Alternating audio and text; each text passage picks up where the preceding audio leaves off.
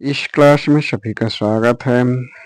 तो इन क्लासों के माध्यम से भारतीय नागरिक सुरक्षा संहिता 2023 के महत्वपूर्ण धाराओं को सीआरपीसी के धाराओं के साथ पढ़ाया जा रहा है। तो आज भारतीय नागरिक सुरक्षा संहिता 2023 का अध्याय 34 दंडादेशों का निष्पादन, निलंबन, परिहार और लघुकरण। तो अध्याय भारतीय नागरिक सुरक्षा संहिता 2023 का अध्याय 34 में धारा 453 से धारा 477 तक के धाराएं हैं। दंडादेशों का निष्पादन, निलंबन, परिहार और लघुकरण से संबंधित जो सीआरपीसी का अध्याय 32 है, जिसमें धारा 413 से धारा 435 तक की धाराएं थी।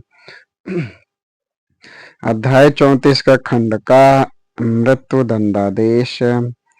तो मृत्यु दंडादेश से संबंधित जो प्रावधान है वो धारा 453 से धारा 456 तक में है, जो सीआरपीसी के धारा 413 से धारा 416 तक में प्रावधान थे। तो भारतीय नागरिक सुरक्षा संहिता 2023 के धारा 453 व सीआरपीसी की धारा 413, धारा 409 के अधीन दिए गए आदेश का निष्पादन। तो भारतीय नागरिक सुरक्षा संहिता 2023 का धारा 453 धारा 409 के अधीन दिए गए आदेश के निष्पादन के विषय में प्रावधान करता है। तो इसमें प्रावधान करता तो धारा 453 में प्रावधान किया गया है कि सेशन न्यायालय वारंट जारी करके या अन्य ऐसे कदम उठाकर जो आवश्यक हो उस आदेश को क्रियान्वित कराएगा। भारतीय नागरिक सुरक्षा संहिता 2023 की धारा 454 व सीआरपीसी की धारा 414 उच्च न्यायालय द्वारा दिए गए मृत्यु दंडादेश का निष्पादन। तो भारतीय नागरिक सुरक्षा संहिता 2023 की धारा 454 उच्च न्यायालय द्वारा दिए गए मृत्यु दंडादेश का निष्पादन के विषय में प्रावधान करता है।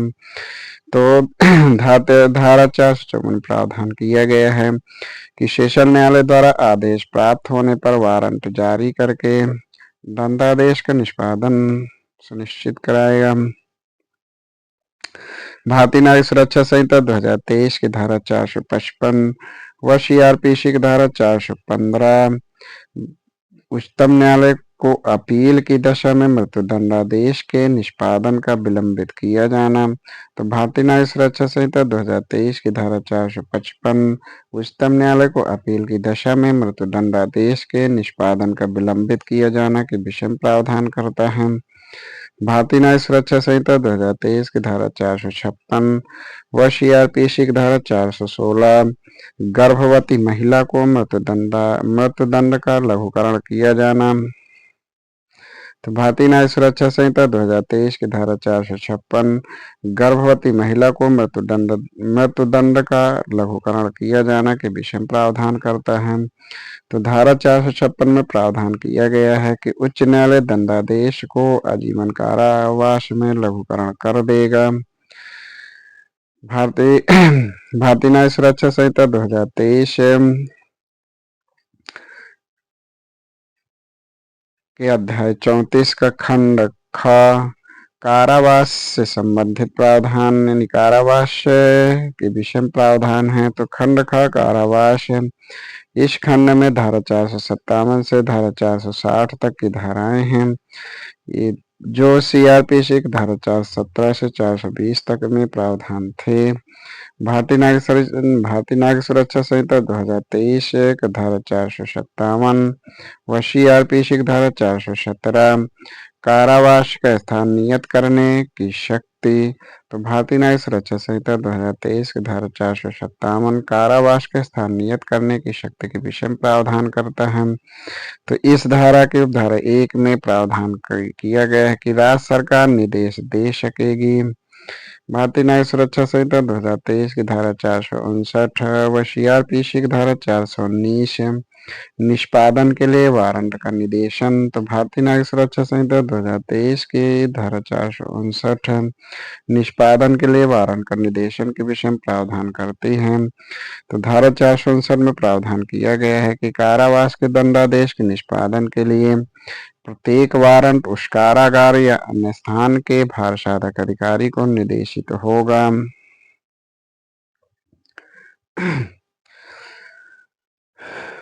भारतीय नागरिक सुरक्षा संहिता 2023 की धारा 460 व सीआरपीसी की धारा 420 वारंट किसको सौंपा जाएगा? तो भारतीय नागरिक सुरक्षा संहिता 2023 की धारा 460 वारंट किसको सौंपा जाएगा, इस विषय में प्रावधान करती है। तो धारा 460 के अनुसार जब कैदी कारागार में परिरुद्ध किया जाना है तब वारंट जेलर को सौंपा जाएगा। अध्याय 34 का खंड का जुर्माने का उद्ग्रहण के विषय में प्रावधान करता है। तो इस खंड में धारा 461 से धारा 464 तक की धाराएं हैं और यह प्रावधान सीआरपीसी की धारा 421 से 424 तक में प्रावधानित थे। भारतीय नागरिक सुरक्षा संहिता 2023 की धारा 461 व सीआरपीसी की धारा 421 जुर्माना उद्गृहित करने के लिए वारंट। तो भारतीय नागरिक सुरक्षा संहिता 2023 की धारा 461 जुर्माना उद्गृहित करने के लिए वारंट के विषय में प्रावधान करती है। भारतीय नागरिक सुरक्षा संहिता 2023 की धारा 462 ऐसे वारंट का प्रभाव। तो भारतीय नागरिक सुरक्षा संहिता 2023 की धारा 462 व सीआरपीसी की धारा 422 ऐसे वारंट के प्रभाव के विषय में प्रावधान करता है। तो भारतीय नागरिक सुरक्षा संहिता 2023 की धारा 462 ऐसे वारंट के प्रभाव का प्रावधान करता है। भारतीय नागरिक सुरक्षा संहिता 2023 का अध्याय 34 का खंड घ निष्पादन के बारे में साधारण उपबंध के विषय में प्रावधान करता है। खंड घ में निष्पादन के बारे में साधारण उपबंध। तो इस खंड में धारा 465 से धारा 471 तक के प्रावधान हैं। ये प्रावधान सीआरपीसी की धारा 425 से 431 तक में प्रावधानित थे। तो भारतीय नागरिक सुरक्षा संहिता 2023 की धारा 465 व सीआरपीसी की धारा 425 वारंट कौन जारी कर सकेगा? तो भारतीय नागरिक सुरक्षा संहिता 2023 की धारा 465 वारंट कौन जारी कर सकेगा, इस विषय में प्रावधान करता है। तो धारा 465 में प्रावधान किया गया है कि किसी दंडादेश के निष्पादन के लिए प्रत्येक वारंट या तो उस न्यायाधीश या मजिस्ट्रेट द्वारा या उसके पदोत्तरवर्ती द्वारा जारी किया जा सकेगा। भारतीय नागरिक सुरक्षा संहिता 2023 की धारा 466 व सीआरपीसी की धारा 426 निकल भागे सिद्ध दोष पर दंडादेश का प्रभावशील होगा। तो भारतीय न्याय सुरक्षा संहिता 2023 की धारा 466 निकल भागे सिद्ध दोष पर दंडादेश का प्रभावशील होगा, इस विषय में प्रावधान करता है। तो धारा 400 भारतीय न्याय सुरक्षा संहिता 2023 की धारा 466 के अनुसार दंडादेश तुरंत प्रभावी हो जाएगा।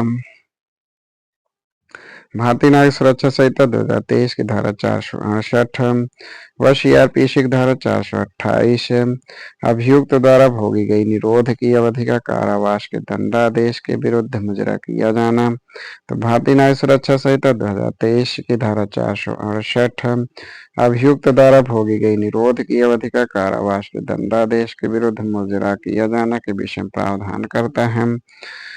भारतीय न्याय सुरक्षा संहिता 2023 की धारा 470 व सीआरपीसी की धारा 430 दंडादेश के निष्पादन का पर वारंट का लौटाया जाना। तो भारतीय न्याय सुरक्षा संहिता 2023 की धारा 470 दंडादेश के निष्पादन पर वारंट का लौटाया जाना के विषय में प्रावधान करता है।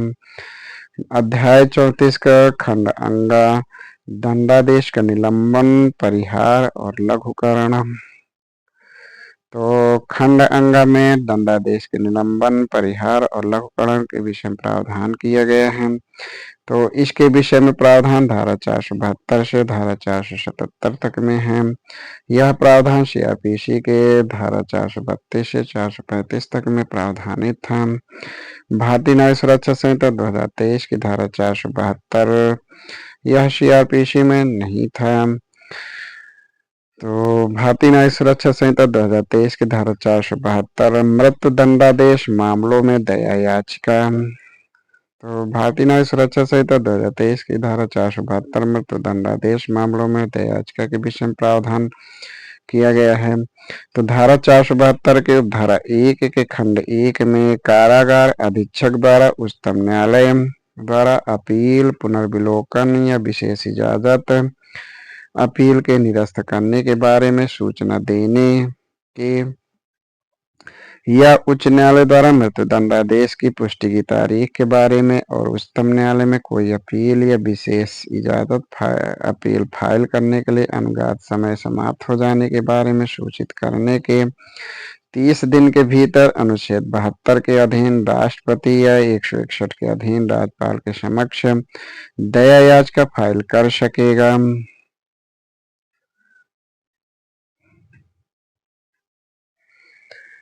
इसकी उपधारा 2 में है कि याचिका आरंभ में राज्यपाल को की जा सकेगी और उसके द्वारा निरस्त करने या निपटारा किए जाने की तारीख से 60 दिन के भीतर राष्ट्रपति को की जाएगी। उपधारा 3 में है, निधारा 472 के उपधारा 3 में है कि कारागार अधीक्षक या कारागार प्रभारी प्रत्येक सिद्ध दोष 60 दिन के भीतर दया याचिका फाइल करने का सुनिश्चित करेगा। यानी कारागार अधीक्षक या कारागार प्रभारी प्रत्येक सिद्ध दोष के लिए 60 दिन के भीतर दया याचिका फाइल करने सुनिश्चित करेगा। दया याचिका प्राप्त न होने की दशा में कारागार अधीक्षक नाम, पता, मामले के अभिलेख की प्रति और अन्य ब्यौरे के सहित दया याचिका विचार के लिए केंद्रीय सरकार या राज्य सरकार को भेजेगा। इसकी उपधारा 472 के उपधारा 4 में कि केंद्रीय सरकार दया याचिका की प्राप्ति पर राज्य सरकार से टिप्पणियां मांगेगी और विचार करके 60 दिन के भीतर राष्ट्रपति को सिफारिश करेगी। धारा 472 के उपधारा 5 में कि केंद्रीय सरकार दया याचिका पर राष्ट्रपति के आदेश की प्राप्ति पर राज्य सरकार के गृह विभाग और कारागार अधीक्षक या कारागार के प्रभारी अधिकारी को 48 घंटे के भीतर संसूचित करेगी। इसकी उपधारा 6 में है, धारा 472 के उपधारा 6 में कि राष्ट्रपति या राज्यपाल के आदेश के विरुद्ध कोई अपील नहीं होगी, यह अंतिम होगा और किसी प्रश्न पर किसी न्यायालय में कोई जांच नहीं की जाएगी। भारतीय न्याय सुरक्षा संहिता 2023 की धारा 473 व सीआरपीसी की धारा 432 दंडादेशों का निलंबन या परिहार करने की शक्ति। तो भारतीय न्याय सुरक्षा संहिता 2023 की धारा 473 दंडादेशों का निलंबन या परिहार करने की शक्ति के विषय में प्रावधान करती है। तो इस धारा में प्रावधान किया गया है कि समुचित सरकार किसी समय शर्त के बिना या शर्त के सहित दंडादेशों के निलंबन या परिहार करने की शक्ति रखती है। भारतीय न्याय सुरक्षा संहिता 2023 की धारा 474 व सीआरपीसी की धारा 433 दंडादेश लघुकरण करने की शक्ति। तो भारतीय न्याय सुरक्षा संहिता 2023 की धारा 474 दंडादेश लघुकरण करने की शक्ति के विषय में प्रावधान करती है। तो भारतीय न्याय सुरक्षा संहिता 2023 की धारा 474 में प्रावधान किया गया है कि समुचित सरकार दंडादेश प्राप्त व्यक्ति की सम्मति के बिना इसके खंड का में है कि मृत्यु दंडादेश को आजीवन कारावास में, खंड खा में है कि आजीवन कारावास को 7 वर्ष से अन्यून के कारावास में, इसके खंडगा में है कि 7 वर्ष से अधिक के कारावास को 3 वर्ष से अन्यून के कारावास में, खंडघा में है कि 7 वर्ष से कम कारावास को जुर्माने में, इसके खंडंगा में है कि कठिन कारावास के दंडादेश को साधारण कारावास में लघुकरण कर सकेगी समुचित सरकार। भारतीय न्याय सुरक्षा संहिता 2023 की धारा 475 व सीआरपीसी की धारा 433 का कुछ मामलों में छूट या लघुकरण की शक्तियों पर निर्बंधन। तो भारतीय न्याय सुरक्षा संहिता 2023 की धारा 475 कुछ मामलों में छूट या लघुकरण की शक्तियों पर निर्बंधन के विषय में प्रावधान करती है। तो धारा 475 में प्रावधान किया गया है कि किसी व्यक्ति को ऐसे अपराध के लिए जिसके लिए मृत्युदंड विधि द्वारा उपबंधित दंडों में से एक है और आजीवन कारावास का दंडादेश दिया गया है, यह धारा 474 के अधीन किसी व्यक्ति को दिए गए मृत्यु दंडादेश को आजीवन कारावास के रूप में लघुकरण किया गया है, तो ऐसे व्यक्ति को कम से कम 14 वर्ष का कारावास पूरा होने तक नहीं छोड़ा जाएगा। भारतीय नागरिक सुरक्षा संहिता 2023 की धारा 476 व सीआरपीसी की धारा 434 मृत्युदंडादेशों की दशा में केंद्रीय सरकार की समवर्ती शक्ति। तो भारतीय न्यायिक सुरक्षा संहिता 2023 की धारा 476। मृत्युदंडादेश की दशा में दंडादेशों की दशा में केंद्रीय सरकार की समवर्ती शक्ति की विषम प्रावधान करता है। तो धारा 476 में प्रावधान किया गया है कि धारा 473 और धारा 474 में राज्य सरकार को प्रदत्त शक्तियों का मृत्युदंडादेश के मामलों में केंद्र सरकार द्वारा भी प्रयुक्त की जा सकेगी। भारतीय न्यायिक सुरक्षा संहिता 2023 की धारा 477 व सीआरपीसी की धारा 435 कतिपय मामलों में राज्य सरकार का केंद्रीय सरकार से सहमति के पश्चात कार्य करना। तो भारतीय न्यायिक सुरक्षा संहिता 2023 की धारा 477 कतिपय मामलों में राज्य सरकार का केंद्रीय सरकार से सहमति के पश्चात कार्य करना के विषय में प्रावधान करते हैं। तो धारा 477 के उपधारा 1 में प्रावधान किया गया है कि किसी दंडादेश का परिहार या लघुकरण करने के बारे में या ऐसे अपराध के लिए इसके खंडका में है कि जिसका अन्वेषण केंद्रीय अधिनियम के अधीन सशक्त किसी अन्य अभिकरण द्वारा किया गया था, या जिसमें इस खंडका में है कि या जिसमें केंद्र सरकार के किसी संपत्ति का दुर्विनियोग या नाश या नुकसान अंतर्ग्रस्त है, या खंडगा में है कि केंद्र सरकार की सेवा में कार्यरत किसी व्यक्ति द्वारा अपने प्रति कर्तव्यों के निर्वहन में किए गए कार्य से। तो ऐसे मामलों में राज्य सरकार का केंद्र सरकार से सहमति के पश्चात कार्य करना। भारतीय नागरिक सुरक्षा संहिता 2023 का अध्याय 35 व सीआरपीसी का अध्याय 33 जमानत और बंध पत्रों के बारे में उपबंध। तो जमानत और बंध पत्रों के बारे में उपबंध है। इसमें धारा 478 से धारा 496 तक की धाराओं हैं। जमानत और बंध पत्रों के बारे में उपबंध के विषय में सीआरपीसी की धारा 436 से धारा 450 तक के धाराओं में प्रावधान थे। तो भारतीय न्यायिक सुरक्षा संहिता 2023 की धारा 478 व सीआरपीसी की धारा 436 किन मामलों में जमानत ली जाएगी। तो भारतीय न्यायिक सुरक्षा संहिता 2023 की धारा 478 किन मामलों में जमानत ली जाएगी इस विषय में प्रावधान करता है। तो धारा 478 के धारा 1 में है, 1 में प्रावधान किया गया है कि अजमानती अपराध से भिन्न अभियुक्त व्यक्ति जो वारंट के बिना गिरफ्तार या निरुद्ध किया गया है या न्यायालय के समक्ष उपस्थित होता है या लाया जाता है और अभिरक्षा में है, उस बीच किसी समय या न्यायालय के समक्ष कार्यवाहियों के किसी प्रक्रम में जमानत देने के लिए तैयार है, तब ऐसे व्यक्ति जमानत पर छोड़ दिया जाएगा।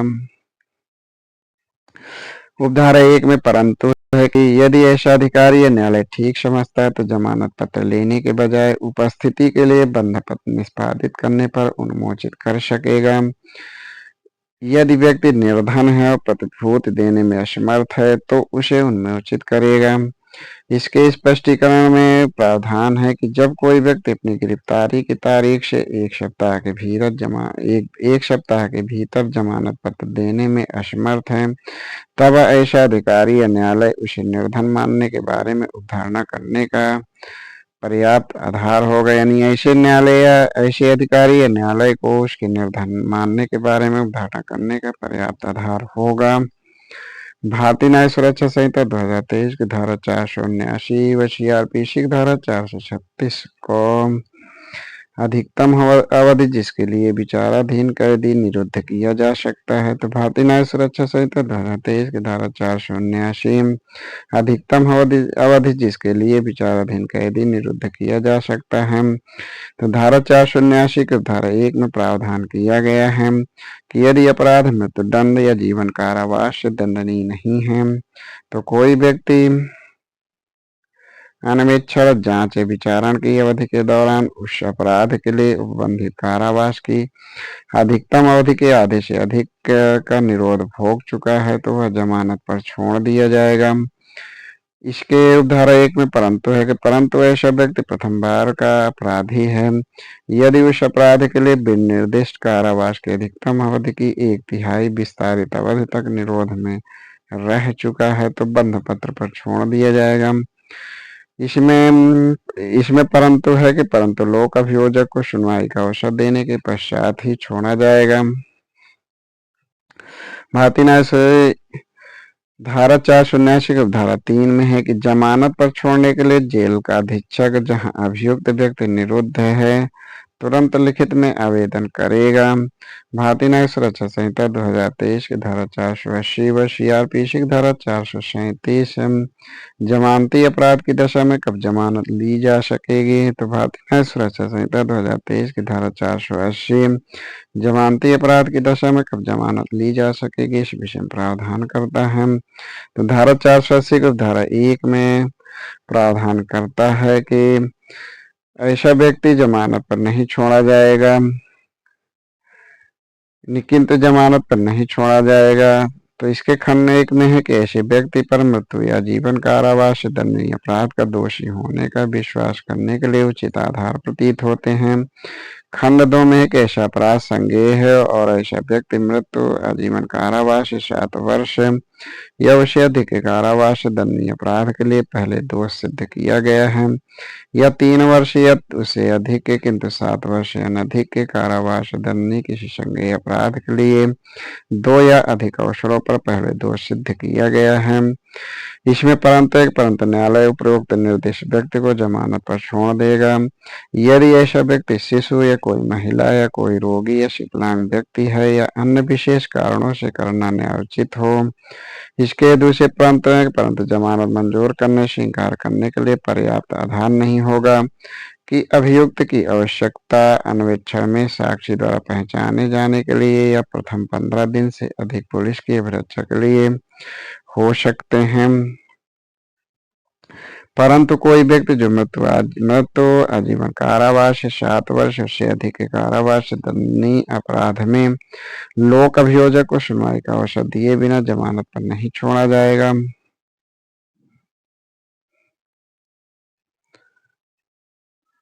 तो इस प्रकार आज यहीं तक इसके आगे के धाराओं के धारा 481 के आगे धाराओं को अगली क्लास में पढ़ाया जाएगा। धन्यवाद।